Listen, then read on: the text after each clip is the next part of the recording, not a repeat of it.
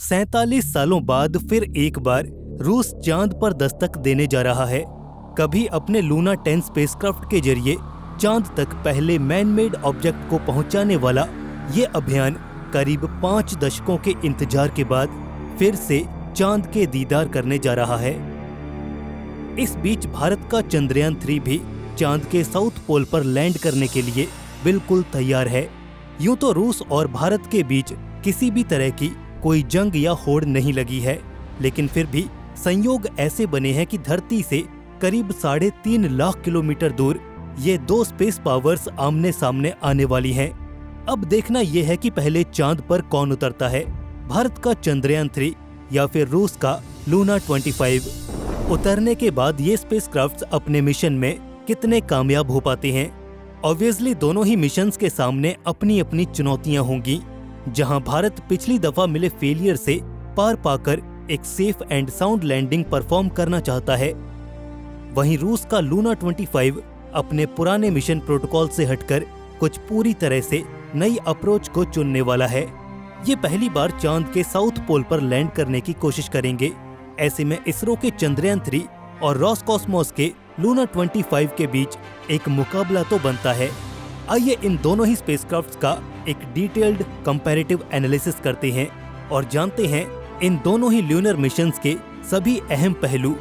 नमस्कार दोस्तों, आप देख रहे हैं रहस्य टीवी स्पेस। तो चलिए शुरू करते हैं। इससे पहले कि हम आपके लिए इन दोनों ही स्पेसक्राफ्ट्स का एक डिटेल्ड कंपैरिजन पेश करें, आइए जरा एक नजर भारत और रूस दोनों के ही ल्यूनर एक्सप्लोरेशन टाइमलाइन पर डाल लेते हैं। 2 जनवरी सन 1959 सोवियत ल्यूनर प्रोग्राम के पहले मिशन लूना 1 के लॉन्च के साथ ही इस सिलसिले की शुरुआत हुई। लिहाजा अगले 7 सालों तक लगातार फेलियर्स के चलते अगले 8 मिशंस भी नाकाम और बेनतीजा ही रहे। 31 जनवरी सन 1966 वो तारीख थी जब लूना 9 स्पेसक्राफ्ट ने सक्सेसफुली मून की सरफेस पर लैंड किया। सोचिए, सोवियत ने मून पर एक सक्सेसफुल ऑर्बिटर एस्टेब्लिश करने से पहले ही एक सेफ लैंडिंग परफॉर्म कर ली थी, जिसके बाद वैज्ञानिकों के हौसले आसमान छू रहे थे। इसके बाद 31 मार्च सन 1966 की रोज ये तस्वीर बदली जब लूना 10 सक्सेसफुल लॉन्च के साथ इसने सेफली ल्यूनर ऑर्बिट में इंसर्शन भी परफॉर्म किया। इसके बाद ये मून को ऑर्बिट करने वाली पहली सैटेलाइट बनी। आगे 1973 के जनवरी महीने में लूना 21 चांद की सतह पर उतरा, जिसमें लूनोकोड नाम का एक रोबोटिक रोवर भी मौजूद था, जिसने चांद की सतह पर सक्सेसफुली क्रूज करके ल्यूनर टेरेन की एक्सटेंसिव स्टडी परफॉर्म की। ये अपने आप में वो पहला ऐसा स्पेसक्राफ्ट था जो अर्थ के अलावा किसी फॉरेन सेलेस्टियल बॉडी पर चलकर सतह की जांच कर रहा था।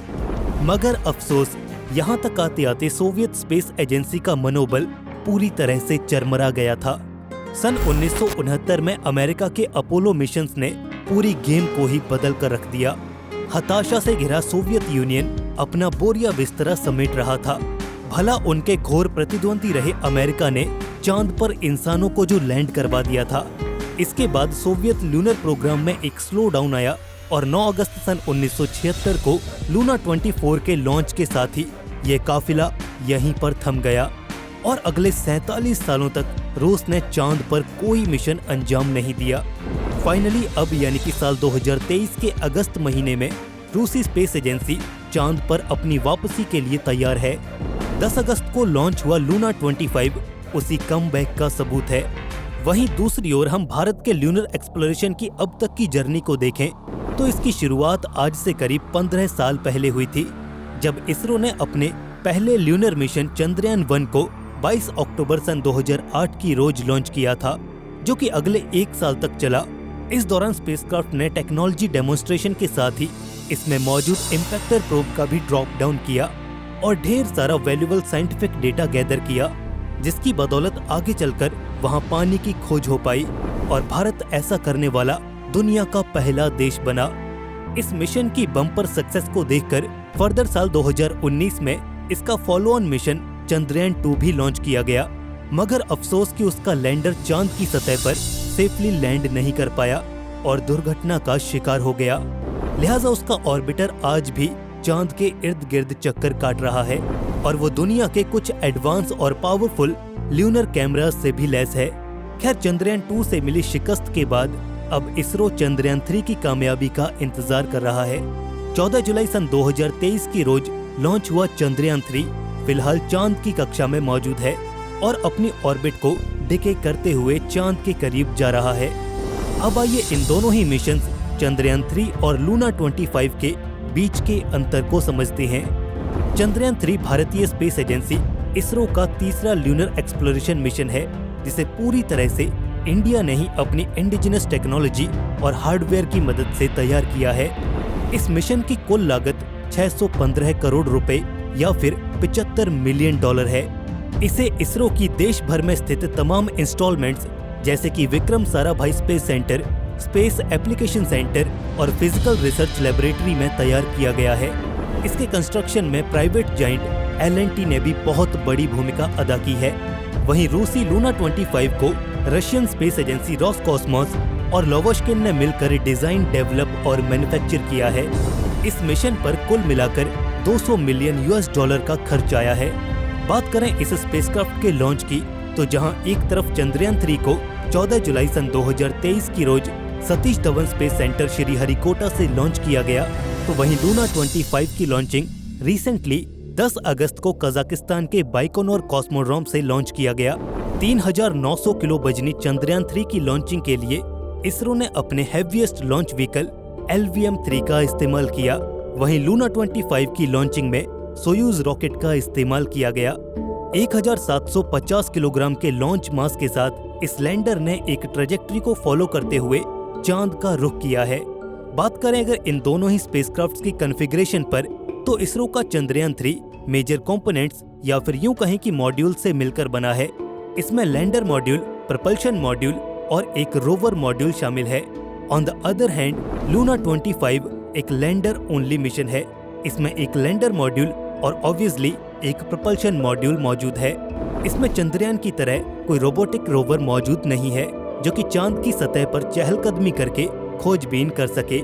बात करें अगर इनकी लैंडिंग साइट्स पर, तो ये दोनों ही स्पेसक्राफ्ट्स चांद के साउथ पोल पर लैंड करने वाले हैं। जहां चंद्रयान 3 को ल्यूनर साउथ पोल में शेल्केटॉन रिंग के करीब 1.5 किलोमीटर रेडियस वाले रीजन में लैंड करना होगा, वहीं रूसी लूना 25 के लिए ल्यूनर साउथ पोल पर एग्जैक्टली इस लैंडिंग लोकेशन का चुनाव किया गया है।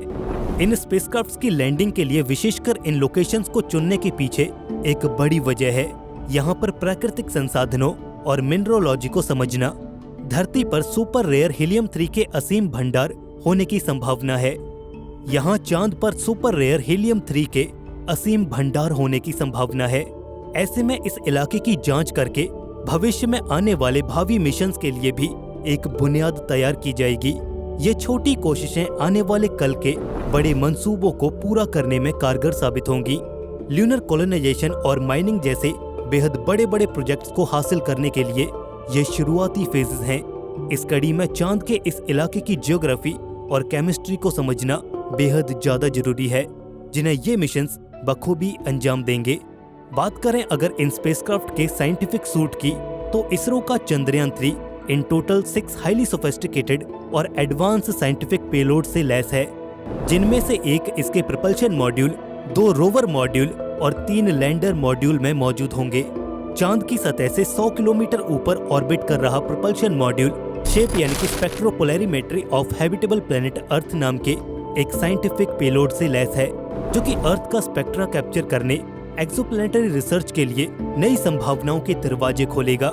इसके अलावा रोवर में मौजूद 2 पेलोड्स एपेक्स यानी कि अल्फा पार्टिकल एक्सरे स्पेक्ट्रोमीटर और लिब्स यानी कि laser induced breakdown spectroscope lunar terrain की फिजिकल और केमिकल प्रॉपर्टीज का बड़ी ही गहराई से अध्ययन करेंगे, जिसकी बदौलत ल्यूनर सॉइल की कॉम्पोजिशन और केमिकल प्रॉपर्टीज को लेकर हमारी समझ में और ज्यादा विकास होगा।